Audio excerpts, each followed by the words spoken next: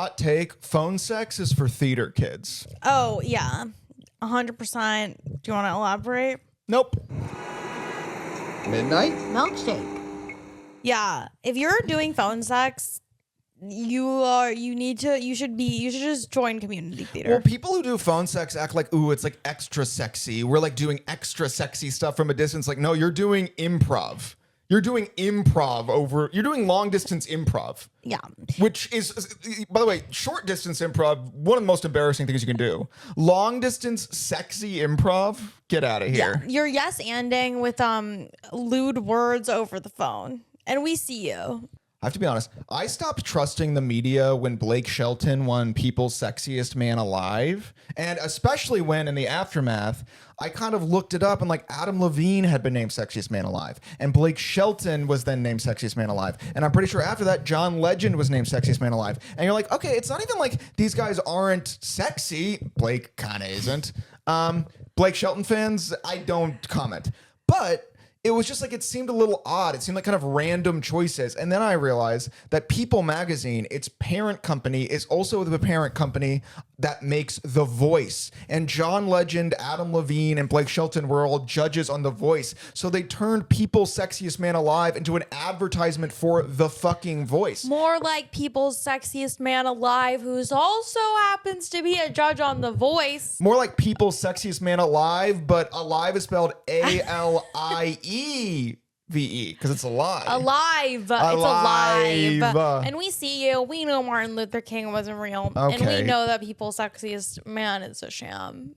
There's an element of this where I feel like I just have to reiterate. We obviously know Martin Luther King was real. That I think is What's interesting about that, because real. I assume you're talking about like Martin Luther King, but technically you're talking about Martin Luther King Jr., but they're just saying Martin Luther King. So what if they're just like, they don't believe that he's a junior? They're like, there's no Martin Luther King Sr. You just thought Junior sounded good. Yeah, maybe that's what they were saying. I wouldn't know. Cut that class, and thank God I did. They were trying to fill my head with lies. Anyway, this leads me to something else, man. Okay.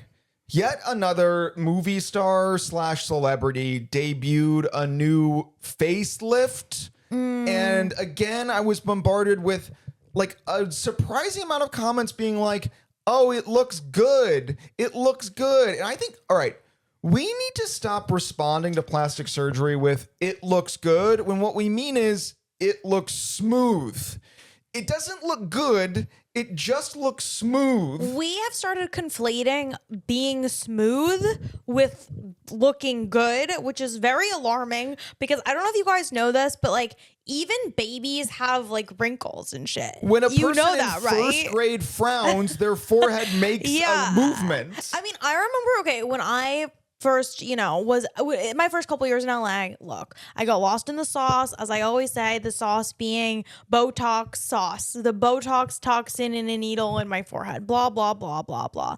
But here's the real truth is I remember the feeling of like getting Botox and then literally wondering to myself, wait, do 16-year-olds, do their faces not move when they squint? I Google 16-year-old squinting. Their faces have lines when they squint. Yeah. And then I remember being like, well, if the 16-year-old can have forehead movement, so can I. Period. That's my story. But all this to say, looking smooth does not mean you look good. Yeah, and also I would, by the way, include Kris Jenner in this because I remember when Kris Jenner debuted her facelift, everyone was like, it looks great. She looks great. No, she looks smooth. She doesn't look great. She looks like a salamander. People also would say that they're like, she looks like she's the same age as Kim, to which I will say, yeah, and Kim also has the smooth treatment. Yeah. They got the smooth smack pack, which just proves our point. the smooth smack pack. Like, which proves our point that I'm like, dude, plastic surgery doesn't make you look younger. It just makes you look inhuman. Well, but as I always say this too, it's like, no, get some plastic surgery if you're like, whatever. If you're like Kris Jenner and you want to get some plastic surgery, sure. Why do you have to be 100% smooth? Yeah. Why does it have to be the full salamander? Right. Why do you have to be full sal? And everyone's like, yeah, she looks the same age as Kim. It's like, yeah, because Kim and her both look ageless. Yes, they look smooth. They got the full salamander. Yeah, they could give me the full salamander. Yeah. And you know what? that to say, what do we know? We're not famous like you guys. We're not smooth So like you. maybe we should be looking into getting smooth. Yeah. That being said, Yeah, I'm sure Kris Jenner would look at me and she'd be like, "You're not smooth. You're not wrinkly." yeah. They'd look at us and think that we looked old and wrinkly. They'd be like they'd look at us and they're like, yeah. "Oh, it's like the Grand Canyon in your T-zone." It's the Grand Canyon in your T-zone, they would say to Dude, Robert. people are always telling me that my T-zone is like the Grand Canyon. Wait, speaking of the Grand Canyon, do we want to talk about wilderness, the great outdoors? Yeah, so this is one of the most shocking things about Dana to me is that Dana actually has a lot of experience in the outdoors. I'm actually low key. I was gonna say camping cunt, but I didn't like that. I just thought that the alliteration was fun. But yeah, you guys, guess what? When I was 18 years old, I did a 30-day backpacking trip through the Wyoming wilderness, Wind River Mountains. What's up? I did a program called NOLS, aka the National Outdoor Leadership School. And if you're familiar with NOLS, you know it's very intense. It is literally boots on the ground backpacking. And we literally had to like carry your food and you weren't allowed to wear deodorant. And Why was that part of it? Because deodorant can give you a rash because you don't have access to like shower. You can't like wash off the deodorant. And so if you're like wearing deodorant, I don't know, they said it would give me a rash. Maybe they just wanted us to be stinky. I'm not sure. I don't know. But you weren't allowed to bring deodorant. Regardless, yeah. So even though I may look like a city girl, I have been outside for 30 days. How did you go to the bathroom? You had to, if you wanted to poop, you had to dig a hole 6 inches deep. So as to leave no trace. That's one of the core principles of NOLS, LNT, leave no trace. So 6 inches in the ground, you can't be 100 feet from water source. And you peed outside and you didn't have toilet paper. We just had bandanas that we tied to the outside of our backpacks that we called pee rags. Wait, then wouldn't that get dirty as hell? No, you just wiped with the pee rag and you tied it to the outside of your backpack. So this crew was walking around, no deodorant, pee rags flapping in the wind. You smell like really bad. And when you do get back to civilization, they have to like keep you away from people for like 24 hours because you smell so bad. Was this like an actual expedition or were you just like kidnapped? At times I was like, who the fuck is running this place? Because, okay, here's the thing. So I get there and I am totally out of my depth, fish out of water. Like, I don't know what I've signed up for. I just did it because transparently, I did it because the guy that I had a crush on wasn't texting me back. And I like was literally going insane. And I was like, and I heard that like when you do this program, you don't get to bring your phone. And so I was like, it'll be good for you to be away from my phone because I'm like, is my crush going to text me back? So I decided to get my parents to pay $6,000 to send me to this outdoor wilderness program, despite the fact that I've never even like really car camped for more than 2 nights before. And I get there. I have a 60-pound backpack, which is crazy because like I am me, like I'm like little and it's a fucking big ass backpack. And within like 3 days, I realized that like I don't want to be there and I'm trying to leave. But the thing is like you can't leave. And I hear about how you can get helicopter evac if you get really sick. And so I like am plotting like how am I going to get really sick? And one of the things when you're out in the wilderness is that you get all your water from the water sources around you, rivers, etc. And in order to disinfect the water, you put like these chlorine drops in it. And if you don't disinfect your water, you can get like waterborne illnesses such as Giardia, which is a parasite. And I had overheard one of the camp leaders telling like a horror story of like someone on a trip getting Giardia and having to be evac'd by helicopter. So I decide that I'm gonna stop filtering my water in hopes that I get Giardia. But they like were on to me pretty quickly because I just had a really bad attitude, and they kind of like very quickly picked up on the fact that I was like clearly trying to get evac'd. And one of the camp leaders took me aside and said, Dana, I just want you to know that you should really filter your water because Giardia doesn't even kick in for 3 weeks. And she's like, so by the time you get evac'd, we'll be almost done. That's what she said to me. And you'll just have Giardia. Yeah, and she was like, and you'll just have Giardia. And she goes, and you'll have Giardia like, she's like, you might have it for the rest of your life. She's like, it could like literally like impact the rest of your life, but like it won't even get you to like leave this trip.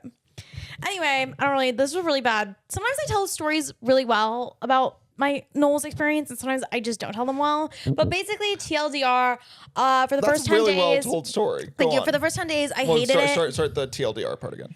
TLDR, for the first 10 days, I hated being there. For the second 10 days, I accepted my fate that I was there. And for the last 10 days, I was just excited because I was like, only 9 more days left. And it was a life-changing, transformative experience. It was the longest I'd ever gone without my phone until that point. Yeah. And guess what? When I got back, my crush had texted me. But by then, I was like, I don't care about you.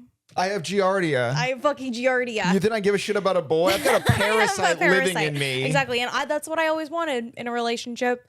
A parasite that could never leave. But also, yeah, it can't leave you. Yeah. Yeah. You're stuck together. Exactly.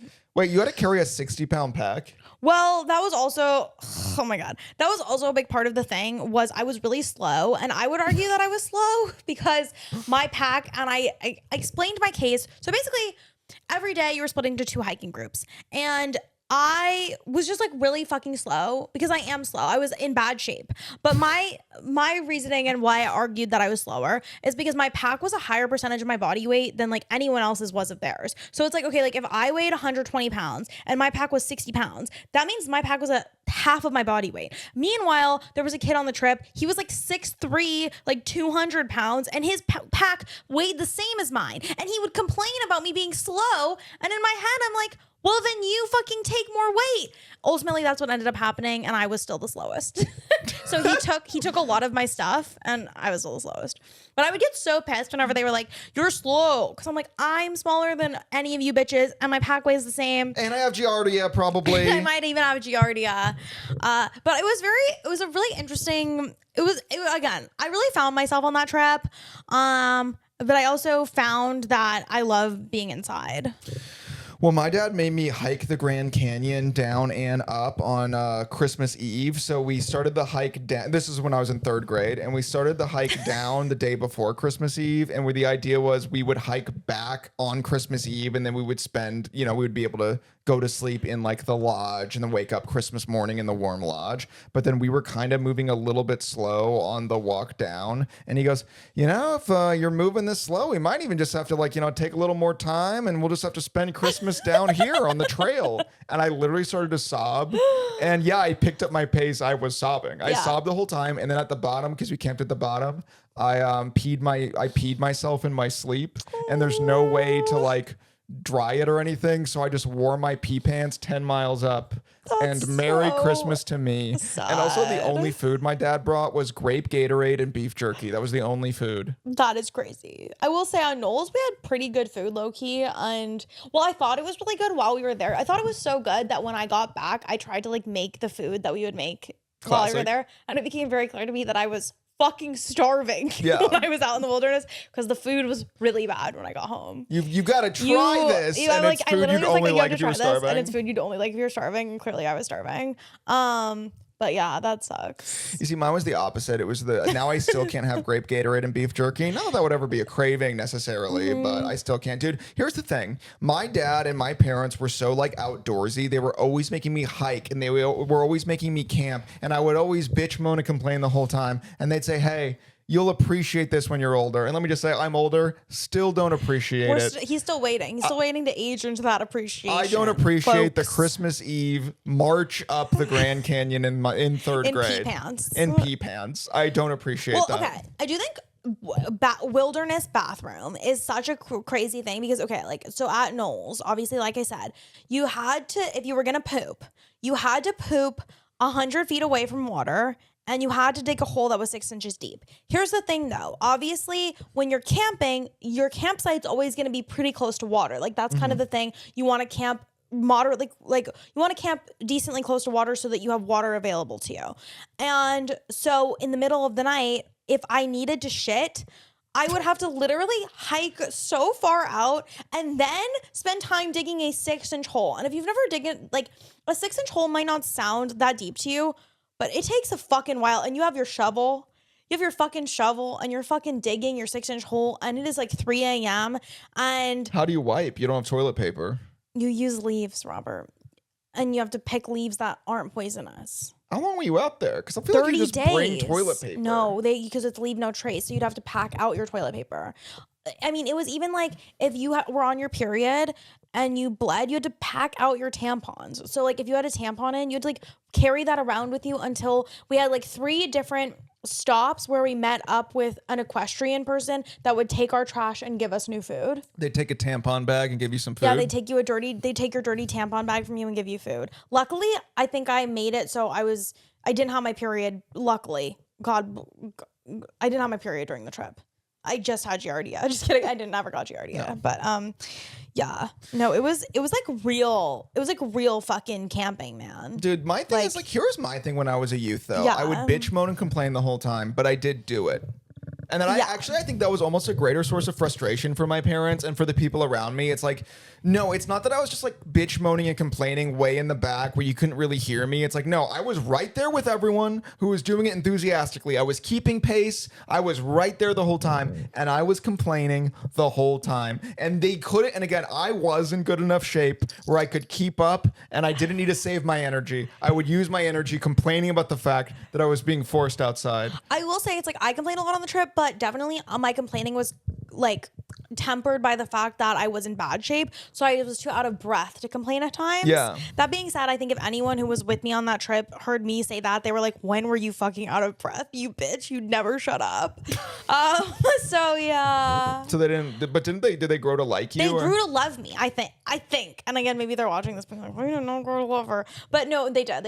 Like it was interesting because I think for the first couple days, everyone's like, why is she here? She's just complaining. But then I think, okay, here's the real truth. Even people who are really gung-ho about like camping and the great outdoors, they don't realize that 30 days is a fucking long ass time. So maybe around like day 10, I started also like getting converts where they were like, dude, this is fucking crazy. Yeah. This is crazy what we're doing. And I was like, yeah, I've been saying. Well, since day one, that's kind of the life cycle of the complainer. When you're in a group and you're the complainer, at first, obviously, everyone hates the complainer. Yeah, people are like, why are you being so negative? And then they get a little tired. But then they start to get a little tired. And then suddenly the complainer is almost like they're the voice of the voiceless. And then people gravitate to the complainer. Yes. But then eventually you do start losing people again because nobody likes a negative attitude over a long period of time. But I think what happened with me is it's like my negative attitude kind of eventually started resonating with people. And then the fact that I was resonating with people gave me almost like a spark of positivity or joy. Yeah. And then I think I almost became like inspiring in a way because they were kind of like, oh, like this girl who was so negative about this at first has actually become like really seemingly resilient and like gung-ho about this whole experience. Yeah. So I kind of had like I had multiple like character arcs and journeys throughout. Well, I remember my mom made me take I had like an off day from school and my mom made me spend it by driving like 5 hours to the Abraham Lincoln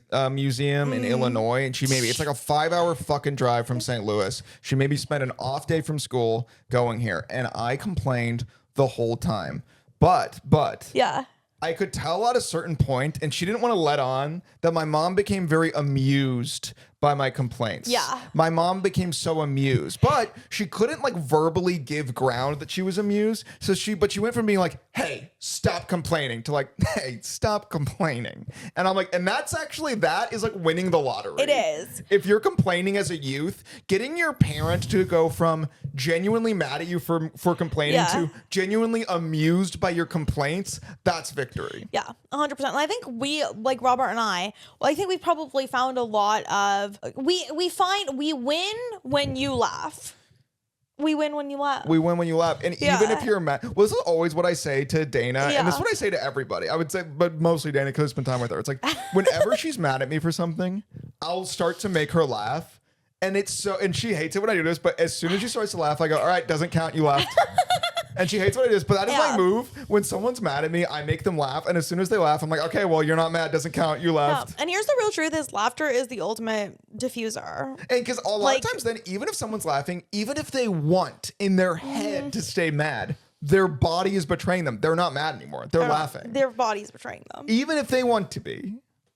That's going to be included in the edit of why I'm like actually evil years from now. Yeah. They're going to be like, he uses laughter to hide his evil like the Joker. Just like the Joker. We're both like the Joker, though. How am I like the Joker? Because you're the scourge of Gotham City. Because I've been to the mental hospital. Oh, well, there you go. It's funny, like, it is funny, the idea of, like, someone in, like, Arkham Asylum, the Gotham City mental hospital, but they're just, like, a girl who, like, has anorexia. Yeah, that's so funny, dude. Someone in Gotham who just, like, has an eating disorder. There's so many Yeah. storylines about like Batman getting captured and like by all of his like rogues gallery. Yeah. And, like all the rogues escape Arkham and they capture Batman. And it's the Joker being like, I'm gonna blow up the bank. Yeah. And it's the Riddler being like, I'm gonna build a maze and lock the mayor in it. And then it's just like a girl who's like, and I'm not gonna eat Batman even if you tell me to. Dude, I would always think that when I was in the mental hospital for my eating disorder is the thing, like, I think maybe people don't realize is like, yes, there are like some specialized eating disorder mental health facilities, but a lot of times if you have an eating disorder, they'll just stick you in the equivalent of like crazy person Gen Pop, where that's the best way I can describe it, where it's like, your thing is that you're not eating and then everyone around you is like hearing fucking voices and is like deeply disturbed. Yeah. So everyone else is having like schizophrenic, psychotic breakdowns and you're just like, I'm trying to be in a calorie deficit all the time and my mom is mad at me for it.